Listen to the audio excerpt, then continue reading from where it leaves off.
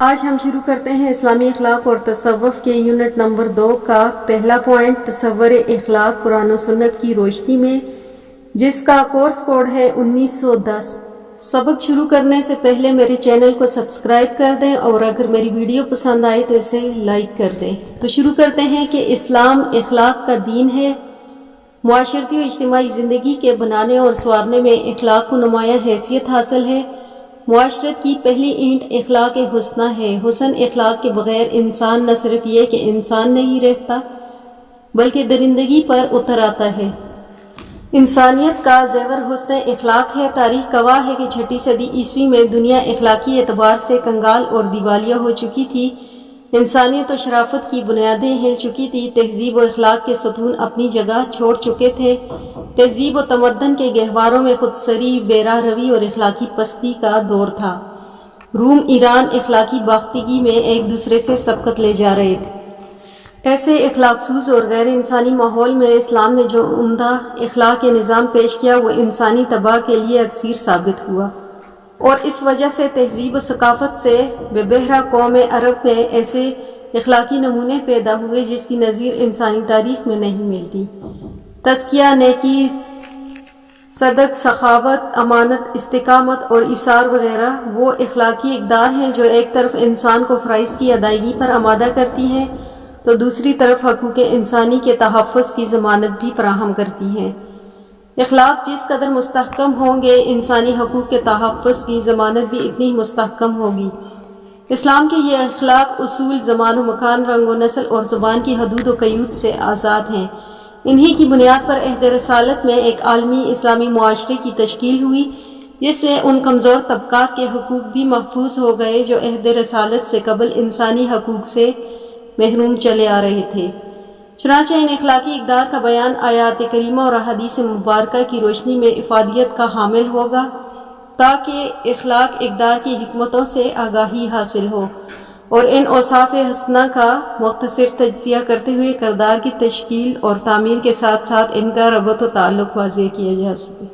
اخلاق کی درستی کو تزکیہ سے تعبیر کیا جاتا ہے۔ اس کی بابت قرآن مجید اور سنت نبوی میں واضح ہدایت موجود ہے۔ یہ حقیقت ہے کہ اللہ تعالیٰ نے انسانوں کو اپنی بندگی کے لیے پیدا فرمایا۔ اس کا بنیادی تقاضا یہ ہے کہ اللہ تعالیٰ ہی کی بات مانی جائے، اس کے احکامات پر اپنے ظاہر و باطن کو جھکا دیا جائے اور طاغوت کی بات ماننے سے گریز کیا جائے۔ اس بندگی اور تسلیم و رضا کو جانچنے کے لیے اللہ تعالیٰ نے زندگی اور موت کا نظام پیدا کیا تاکہ آزمائے کہ کون بہتر عمل کرتا ہے۔ اللہ تعالیٰ نے انسان کی فطرت میں خیر و شر کا شعور رکھ دیا ہے اور ساتھ وحی کے ذریعے صراط مستقیم کا تعین بھی کر دیا گیا کہ تاکہ لوگ خدا کی مرضی کے مطابق زندگی گزار کر جنت کی ابدی نعمتوں سے مستفید ہو سکیں۔ اس اہتمام کے باوجود انسان اکثر گناہوں کی غلاظت میں ملوث نظر آتا ہے۔ گناہوں کی آلودگی کے ساتھ کوئی شخص جنت میں داخل نہیں ہو سکتا۔ چنانچہ یہ گناہوں کی صفائی کا عمل دنیا کی زندگی سے شروع ہوتا ہے اور اللہ کی رحمت سے آخرت میں منتہائی کمال تک پہنچ جاتا ہے۔ اپنی ذات کو گناہوں سے پاک کرنے کا اصلاح تزکیہ نفس کہا جاتا ہے۔ تزکیے کے 2 پہلو ہیں، ایک تو یہ کہ خود کو گناہوں سے دور کرنا اور اس کی صفائی کرنا، دوسرا پہلو یہ ہے کہ صفائی کے بعد نیکیوں اور اچھے اعمال کی بنیاد رکھنا اور انہی کی نشوونما کرنا۔ نفس سے مراد انسانی ذات یہ شخصیت ہے۔ چنانچہ تزکیہ نفس کا مفہوم یہ ہے کہ انسانی شخصیت میں سے برائیوں کو ختم کرنا اور اچھائیوں کو پروان چڑھانا۔ تزکیہ نفس دیکھنے میں تو ایک سادہ عمل ہے لیکن عملی طور پر دیکھا جائے تو انتہائی مشکل کام ہے، لیکن یہی دین کا مقصود ہے اور اس پر عمل میں کامیابی کا نتیجہ جنت کی ابدی نعمتوں کی شکل میں نکلے گا، جبکہ اس میں ناکامی کا انجام جہنم کے گھڑے ہیں۔ تزکیہ نفس کی اس اہمیت کی بنا پر قرآن مجید نے اسے براہ راست موضوع بنایا ہے۔ اس کی پہلی ہیڈنگ ہے تزکیہ کے سبب جنت میں داخلہ۔ جنت میں داخلے کے لیے ضروری ہے کہ انسان نے خود کو ہر طرح کے گناہ سے پاک کیا۔ ارشاد باری تعالیٰ ہے کہ سدا بہار باغات جن میں نہریں بہہ رہی ہوں گی وہ اس میں ہمیشہ رہیں گے، یہ اس شخص کے لیے جزا ہے جس نے اپنا تزکیہ کیا۔ پھر دوسری آیت میں فرمایا کہ فلاح پا گیا جس نے تزکیہ کیا۔ پیر کرم شاہ الزہری اس آیات کی تفسیر میں کہتے ہیں کہ وہ شخص جو اپنے آپ کو شرک و کفر کی آلودگیوں سے بھی پاک کرتا ہے، اپنے دامن کو، عمل کو فسق و فجور اور نافرمانی اور سرکشی سے آلودہ نہیں ہونے دیتا، جو اپنے رب کی یاد میں ہر وقت مشغول رہتا ہے اور نماز پنجگانہ میں بھی سستی نہیں کرتا، اس کے سر پر دارین کی کامیابی کا تاج سجایا جائے گا۔ تفسیر احسن البیان میں ہے کہ جو شخص اللہ تعالیٰ کی رضا اور خوشنودی کے لیے اپنے آپ کو اخلاق رذیلہ اور ظاہری و باطنی نجاستوں سے پاک کر لے، وہ اپنے دل و دماغ کو عقائد صحیح، اخلاق حسنہ اور اعمال صالحہ سے آراستہ کرتا ہے۔ احکام اسلام کی پیروی کی اور نماز کو ٹھیک وقت پر تعدیل کے ارکان کے ساتھ ادا کیا تو اس نے نجات و فلاح پائی۔ حضرت جابر بن عبداللہ سے روایت ہے کہ رسول اللہ صلی اللہ علیہ وآلہ وسلم نے آیات قد افلح من تزکا تلاوت کر کے فرمایا کہ جو شخص اللہ کے وحدہ لا شریک ہونے کی گواہی دے، اس کے سوا کسی کی عبادت نہ کرے، میری رسالت کی گواہی دے، پانچوں وقت کی نماز پوری طرح حفاظت و اہتمام کرے، وہ فلاح پا گیا اور پاکیزہ ہو گیا۔ اس مبارک سورہ میں فرمایا گیا کہ تم یہ بھلائی کیسے حاصل کر سکتے ہو جبکہ تمہیں نہ صرف یہ کہ آخرت کی فکر نہیں بلکہ تم تو اس دنیا کی زندگی اور اس کے عیش و آرام کو آخرت کی زندگی پر ترجیح دیتے ہو، حالانکہ تمہارا فائدہ اور نفع آخرت کی زندگی کو دنیا کے چند روزہ زندگی پر ترجیح دینے میں ہے۔ دنیا ذلیل و حقیر اور فانی ہے اور آخرت اس سے کہیں بہتر اور پائیدار اور باقی رہنے والی ہے۔ کوئی عقل مند شخص فانی کو باقی پر ترجیح نہیں دے سکتا۔ حضرت ابو موسیٰ اشعری رحمۃ اللہ علیہ سے روایت ہے کہ رسول اللہ صلی اللہ علیہ وآلہ وسلم نے فرمایا کہ جس نے دنیا سے محبت کی اس نے اپنے آپ کو آخرت میں نقصان میں رکھا، اور جس نے آخرت سے محبت کی اس نے دنیا کو نقصان پہنچایا۔ سو تم باقی رہنے والی کو فنا ہونے پر ترجیح دو۔ یہ فلاح و سعادت اور نصیحت کا بیان حضرت ابراہیم اور حضرت موسیٰ علیہ السلام کے صحیفوں میں بھی تھا۔ پس جو نصیحت پہلی کتابوں اور صحیفوں میں جلیل القدر انبیاء پر نازل ہو چکی، اس کی عظمت و افادیت پر کوئی شک و شبہ نہیں ہو سکتا۔ اس لیے لوگوں کو حیات دنیا کے بجائے آخرت کی فلاح و سعادت فکر کرنی چاہیے۔ اس کی اگلی ہیڈنگ ہے عدم تزکیہ کے سبب جہنم میں داخل ہونا۔ آخرت میں ایک انسان اگر اللہ کے حضور اس حالت میں پیش ہو کہ اس کی نیکیاں اور برائیوں سے سبقت لے جائے تو اللہ اپنی رحمت سے اس کے گناہوں کو دور کر کے اسے پاک کر دیتا ہے۔ البتہ وہ لوگ جنہوں نے اپنے ظاہری و باطنی وجود کو گناہوں سے آلودہ رکھا اور اسی حالت میں اللہ کے حضور پہنچ گئے تو ایسوں کا ٹھکانہ جہنم ہوگا۔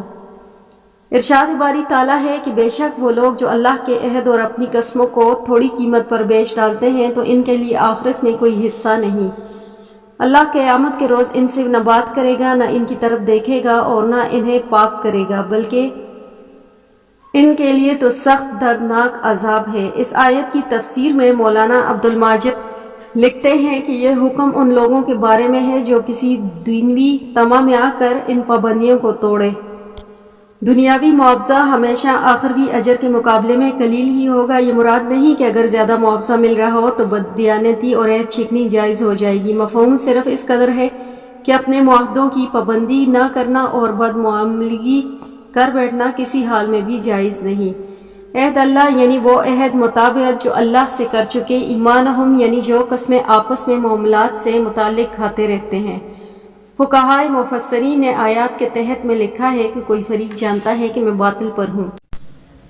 مولانا وحید الدین خان اس آیت کے بارے میں فرماتے ہیں کہ ایک شخص جب ایمان لاتا ہے تو وہ اللہ سے اس بات کا عہد کرتا ہے کہ وہ اس کی فرما برداری کرے گا اور بندوں کے درمیان زندگی گزارتے ہوئے ان تمام ذمہ داریوں کو پورا کرے گا جو خدا کی شریعت کی طرف سے اس پر عائد ہوتی ہیں۔ یہ ایک پابند زندگی ہے جس کو عہد کی زندگی سے تعبیر کیا جا سکتا ہے۔ زندگی پر قائم ہونے کے لیے نفس کی آزادی کو ختم کرنا پڑتا ہے اور بار بار اپنے فائدوں اور مصلحتوں کی قربانی دینی پڑتی ہے۔ اس لیے اس عہد کی زندگی کو وہی شخص نبھا سکتا ہے جو نفع و نقصان سے بے نیاز ہو کر اس کو اختیار کرے۔ جس شخص کا یہ حال ہو کہ نفس پر چوٹ پڑے یا دنیا کا مفاد خطرے میں نظر آئے تو وہ عہد خداوندی کو نظر انداز کر دے اور اپنے فائدے اور مصلحتوں کی طرف جھک جائے۔ اس نے گویا آخرت کو دے کر دنیا خریدی۔ جب آخرت کے پہلو اور دنیا کے پہلو میں کسی ایک کو لینے کا سوال آیا تو اس نے دنیا کو ترجیح دی۔ جو شخص آخرت کو اتنی بے قیمت چیز سمجھ لے وہ آخرت میں اللہ کی عنایتوں کا حقدار کیسے ہو سکتا ہے؟ جو لوگ آخرت کو اپنی دنیا کا سودا بنائے وہ دین یا آخرت کے منکر نہیں ہو جاتے بلکہ دین اور آخرت کی پورے اقرار کے ساتھ ایسا کرتے ہیں، پھر ان دو متضاد رویوں کو وہ کس طرح ایک دوسرے کے مطابق بناتے ہیں۔ اس کا ذریعہ تحریف ہے، یعنی آسمانی تعلیمات کو خود ساختہ اور معنی پہنانا۔ ایسے لوگ اپنی دنیا پرستانہ روش کو آخرت پسندی اور خدا پرستی ثابت کرنے کے لیے دینی تعلیمات کو اپنے مطابق ڈھال لیتے ہیں، کبھی خدا کے الفاظ کو بدل کر اور کبھی خدا کے الفاظ کو اپنے مفید مطلب تشریح کر کے وہ اپنے آپ کو بدلنے کے بجائے کتاب الہی کو بدل دیتے ہیں، تاکہ جو چیز کتاب الہی میں نہیں اس کو عین کتاب الہی کی چیز بنا دیں، اپنی بے خدا زندگی کو باخدا زندگی ثابت کر دکھائیں۔ اللہ کے نزدیک یہ بدترین جرم ہے، آدمی اللہ کی طرف ایسی بات منسوب کرے جو اللہ نے نہ کہی ہو۔ کسی تعلیم کی صداقت کی سادہ اور یقینی پہچان یہ ہے کہ وہ اللہ کے بندوں کو اللہ سے ملائے، لوگوں کے خوف و محبت کے جذبات کو بیدار کرے، اس کو اللہ کی طرف موڑ دے۔ اس کے برعکس جو تعلیم شخصیت پرستی اور کوئی پرستی پیدا کرے اور انسان کے جذبات کا مرکز توجہ کسی غیر خدا کو بناتی ہو، اس کا متعلق سمجھنا چاہیے کہ وہ سراسر باطل ہے، خواہ بظاہر اپنے اوپر اس نے حق کا لیبل ہی کیوں نہ لگا رکھا ہو۔